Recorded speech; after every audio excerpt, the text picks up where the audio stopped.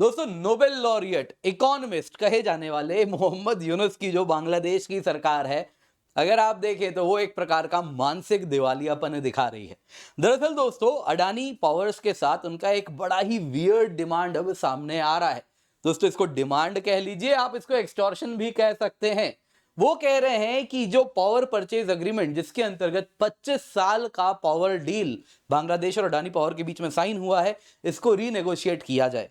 अब दोस्तों, ऐसे तो रीनेगोशिएट होगा नहीं, तो वो अब अडानी के ऊपर दबाव बनाना चाह रहे हैं और इसमें उन्होंने एक अलग ही सा क्लॉज निकाला है, जिसमें वो कह रहे हैं कि यदि अडानी पावर को भारत सरकार ने टैक्स बेनिफिट दिया, क्योंकि अडानी पावर प्लांट जो है गोड्डा झारखंड में, वो एक स्पेशल इकोनॉमिक जोन में है, तो वो टैक्स ब्रेक से होने वाला बेनिफिट अडानी पावर ने बांग्लादेश के साथ शेयर क्यों नहीं किया, साझा क्यों नहीं किया।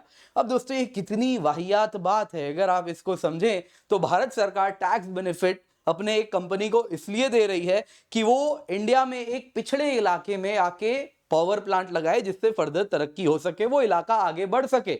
ये इसलिए टैक्स ब्रेक थोड़े ही दिया जा रहा है कि बांग्लादेश सरकार या बांग्लादेश को इसका बेनिफिट मिले। ये तो हम अपने अर्थव्यवस्था को मजबूत करने के लिए, पिछड़े इलाकों को आगे ले जाने के लिए टैक्स ब्रेक देते हैं। तो दोस्तों, ये अपने आप में अगर आप देखें तो ये डिमांड बड़ा ही विचित्र है और बांग्लादेश एग्जैक्टली इसी की मांग भी अब कर रहा है। यहां पे दोस्तों, यूनुस सरकार से खैर आप ये उम्मीद कर सकते हैं, लेकिन अडानी भी फ्रंट फुट में खेल रहे हैं।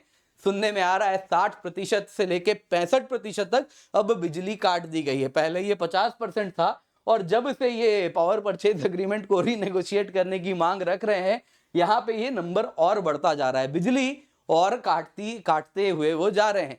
खैर, यहां पे आप देख सकते हैं लोड शेडिंग हो रहा था 1500 मेगावाट तक का, ये नवंबर तक की न्यूज है, जब से अडानी ने बिजली काटना शुरू किया है। हालांकि अब जब दिसंबर आ गया है तो बांग्लादेश के जो पावर मिनिस्टर हैं वो बड़े खुश हो रहे हैं, कह रहे कि अब हमें डिमांड नहीं है ज्यादा, हम तो अब अपने आप को मैनेज कर लेंगे, अडानी के साथ हम आने वाली बिजली रोकेंगे, कुछ इस तरफ वो इशारा कर रहे हैं। लेकिन वो भूल जा रहे हैं, दिसंबर के बाद अप्रैल भी आएगा, मार्च भी आएगा, जून भी आएगा, बिजली की डिमांड तब वापस बढ़ेगी, फिर क्या कीजिएगा। खैर, जो भी है दोस्तों, यहाँ पे बहुत डिटेल में इसको हम जानेंगे, पर इससे पहले आगे बढ़े क्या ये पूरी कहानी, आप लोगों को याद दिलाना चाहूंगा। आप लोगों के लिए हम जो डिस्काउंट है दोस्तों, आपकी डिमांड में 23 दिसंबर तक बढ़ा दिए हैं। यूज द कोड KC10, क्योंकि आपको मिल रहा है इस वक्त अनअकैडमी में अनबिलीवेबल प्राइस पर सब्सक्रिप्शन। जो 9 महीने की सब्सक्रिप्शन है वो ऑलरेडी 50% ऑफ में मिल रही है, लेकिन वो 50% ऑफ में जो 4.5 महीने की करीबन कीमत पे आपको जो 9 महीने का मिल रहा है, उसके जगह हम आपको 18 महीने दे रहे हैं, डबल दे रहे हैं। वैसे ही 12 महीने जो 50% ऑफ में मिल रहा है, यानी 6 महीने की कीमत में मिल रहा है, लेकिन आपको 12 महीने देने की बजाय हम 24 महीना दे रहे हैं। वैसे ही अगर आप 9 महीने की कीमत का जो 18 महीने वाला सब्सक्रिप्शन लेंगे 50% ऑफ पे, उसमें आपको 36 महीने यानी 3 साल का सब्सक्रिप्शन मिलेगा। Use the code KC10 for maximum discount. इस पर हम towards the end of the video detail में चर्चा करेंगे।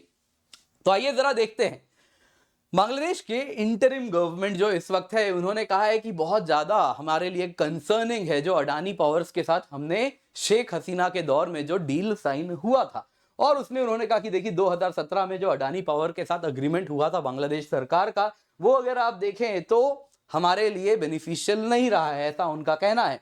दरअसल दोस्तों, यहाँ पे बांग्लादेशी सरकार अब कह रही है कि इस डील को रीनेगोशिएट किया जाए। यहाँ पे जो बांग्लादेश के पावर मिनिस्टर, एनर्जी मिनिस्टर हैं, मोहम्मद फजल कबीर खान, उन्होंने कहा कि बांग्लादेश के पास इस वक्त काफी डोमेस्टिक पावर है और इसलिए हम अभी, हमारे प्लांट्स इनएक्टिव हैं, तब भी हम बिजली बना ले रहे हैं, तो हमें अडानी की खास आवश्यकता नहीं है, तो अडानी के साथ अभी हम रीनेगोशिएट करेंगे इस डील को।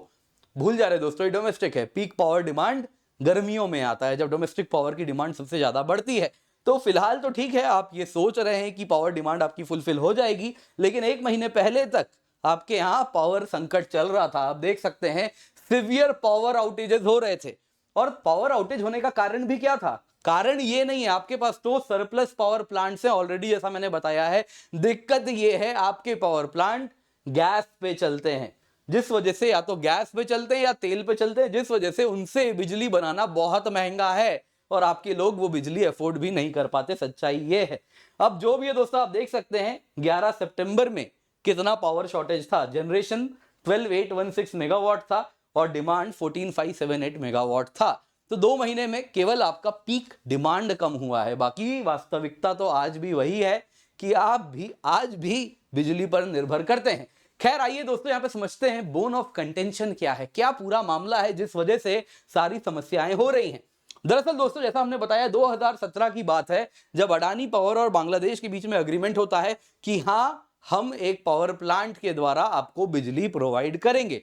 उसके बाद दोस्तों 2 साल तक अडानी ने लोकेशन टटोला, तलाश किया कि कहां पे ये पावर प्लांट लगाएं। इस बीच में झारखंड में गोड्डा में एक स्पेशल इकोनॉमिक जोन डिक्लेयर किया जाता है इस पावर प्लांट को बनाने के लिए। झारखंड के गोड्डा में ही क्यों दोस्तों? दरअसल झारखंड का जो गोड्डा है आप देख सकते हैं ये one of the most backward districts में आता था एज पर दी सरकारी स्कीम जो चल रहा था backward regions grant fund programme.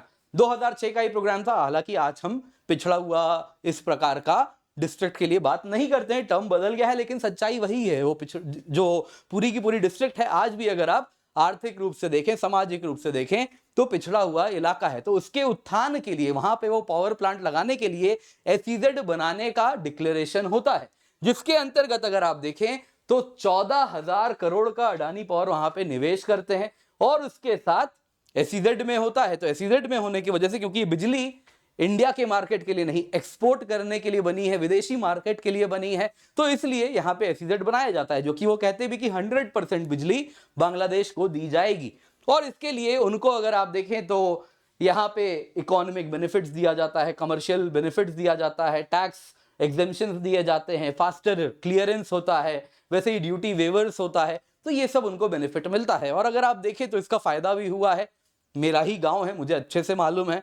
तो वहां पे अगर आप देखें तो गोड्डा में काफी ज्यादा तरक्की भी उसके बाद आपको देखने मिल रही है। हाँ पोल्यूशन डेफिनेटली हुआ है, लेकिन ये तो तरक्की से अलग आप कर नहीं सकते। खैर जो भी है दोस्तों, यहां पे अगर आप देखें तो इस प्रकार से ये पावर प्लांट लगता है। और इसमें अडानी यहां पे क्यों निवेश करते हैं इस पिछड़े हुए इलाके में, जहां पे स्पेशल उनको रेलवे लाइन लगाना पड़ता है, रोड्स बनवाने पड़ते हैं? इसलिए करते हैं क्योंकि उनको ये बेनिफिट मिल रहा होता है बिकॉज ऑफ दी SEZ। अब बांग्लादेश का यहां पे वियर्ड डिमांड है। वो कह रहे हैं कि जब ये डील साइन हुआ था 2017 में, हमको तो नहीं बताया गया था कि ये SEZ में होगा। जब हमें ये मालूम नहीं था कि SEZ में है तो हमें थोड़ा ही पता था कि तुम्हें इतना ज्यादा टैक्स एडवांटेज मिलेगा। बांग्लादेश पावर डेवलपमेंट बोर्ड का कहना है कि कम से कम $28.6 मिलियन का तुमने इससे सेविंग किया क्योंकि तुमने SEZ में ये प्लांट लगाया।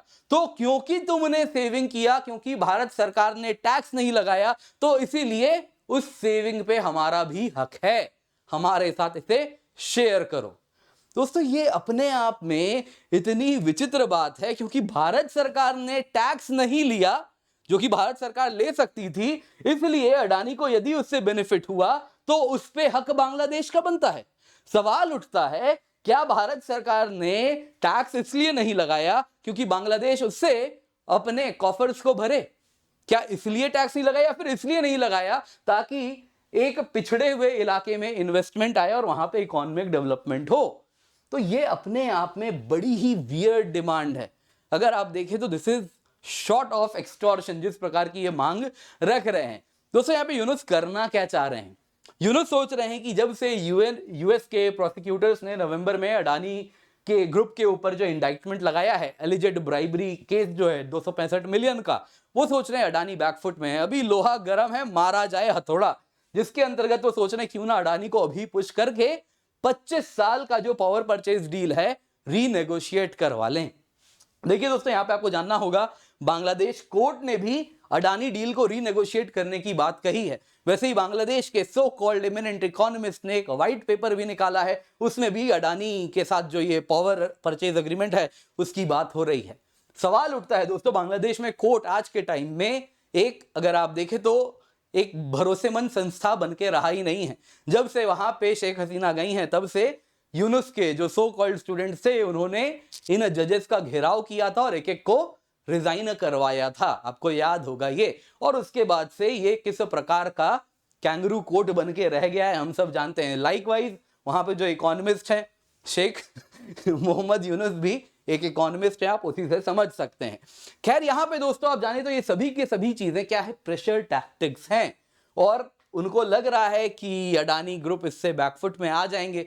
क्योंकि वो अच्छे से जानते हैं कि पावर परचेज अग्रीमेंट को वो यूनिलैटरली यानी अकेले बांग्लादेश चाह के भी नहीं बदल सकता। जो डील साइन हुआ है उसका उसे पालन करना ही होगा, क्योंकि उसी पावर परचेज अग्रीमेंट में सेक्शन 19.4 है जिसमें क्लियरली मेंशन्ड है कि बांग्लादेश यदि पालन नहीं करता है तो इंटरनेशनल आर्बिट्रेशन सिंगापुर में होगा, वहां पे आपको जाना पड़ेगा, और जिसमें बांग्लादेश अच्छे से जानता है कि वो बुरे तरीके से हारने वाले हैं।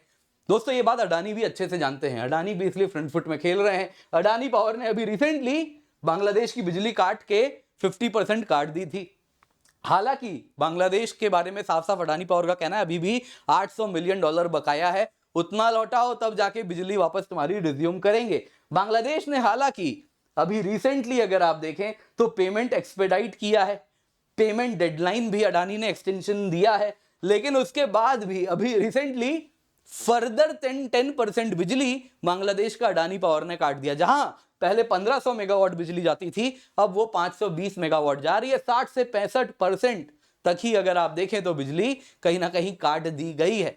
और कारण बड़ा सिंपल है, अगर आप इस प्रकार से मसल फ्लेक्स करेंगे तो इनके पास भी बहुत कुछ है मसल फ्लेक्स करने के लिए। जिस प्रकार के प्रेशर में काम कर रहे हैं नेशनली ग्लोबली, बांग्लादेश और यूनुस उसके लिए कुछ भी नहीं है। खैर यहाँ पे दोस्तों जानना होगा कि बांग्लादेश के जो पावर मिनिस्टर हैं रिजौल करीम, वो बड़े ही ज्यादा मतलब गुस्सा में आ गए हैं। वो कह रहे हैं अभी रिसेंटली हमने अडानी को $97 मिलियन दिया। अरे तुम्हारा बकाया है, तुमने वो चुकाया है, लेकिन हमने दिया $97 मिलियन, फिर भी अडानी बिजली हमारी आधी कर दे रहे हैं। और उसी के बाद वो नाराज होकर ये सारी बात कर रहे हैं कि हम रीनेगोशिएट करेंगे पावर परचेज अग्रीमेंट, और यूनुस भी उस प्रकार की बातें कर रहे हैं। सच्चाई क्या है आई होप अब आप लोग समझ पा रहे होंगे, और ये कितना हास्यास्पद क्लेम है जो मोहम्मद यूनुस कर रहे हैं। उम्मीद करता हूं आप इसको अप्रिशिएट करेंगे। वीडियो लाइक जरूर कीजिएगा, शेयर करना बिल्कुल भी ना भूलें। बाकी याद रखिए दोस्तों, आप लोगों के लिए डिस्काउंट है वो 23 दिसंबर तक हमने एक्सटेंड किया है। यूज द कोड KC10, जल्दी से जाएं, जाके इसका फायदा उठाएं। 9 महीने का सब्सक्रिप्शन लेंगे 18 महीने का मिलेगा, 12 महीने का लेंगे 24 महीने का मिलेगा, 18 महीने का लेंगे 36 महीने का मिलेगा। ये सब्सक्रिप्शन भी आपको ऑलरेडी 50% ऑफ में मिल रहा है, यानी आधे कीमत पे 9 महीने की सब्सक्रिप्शन मिल रही है और डबल सब्सक्रिप्शन यानी 18 महीने का मिल रहा है। यूज द कोड KC10, बहुत सारे हमारे बैचेस हैं, इनका फायदा उठाएं। याद रखिएगा दोस्तों, इस कीमत पे आपको हम कंप्लीट प्रिपरेशन करा रहे हैं, GS भी कराएंगे, साथ साथ आपको यहाँ पे हम CSAT भी कराएंगे, प्रीलिम्स टेस्ट सीरीज भी मिलेगी, mains test series with evaluation मिलेगा। आप लाइव और रिकॉर्डेड कैसे भी देख सकते हैं। इसके सिवा बहुत सारे बैचेस हैं, हिंदी में है, इंग्लिश में है। 2026 के लिए, 2027 के लिए आप अवश्य जुड़े, और यहाँ पे बहुत सारे ऑप्शनल बैचेस भी हम स्टार्ट कर रहे हैं, आप अवश्य जुड़ सकते हैं। यूपीएससी इंटरव्यू प्रोग्राम है, मेक श्योर आप इसका फायदा अवश्य उठाएं।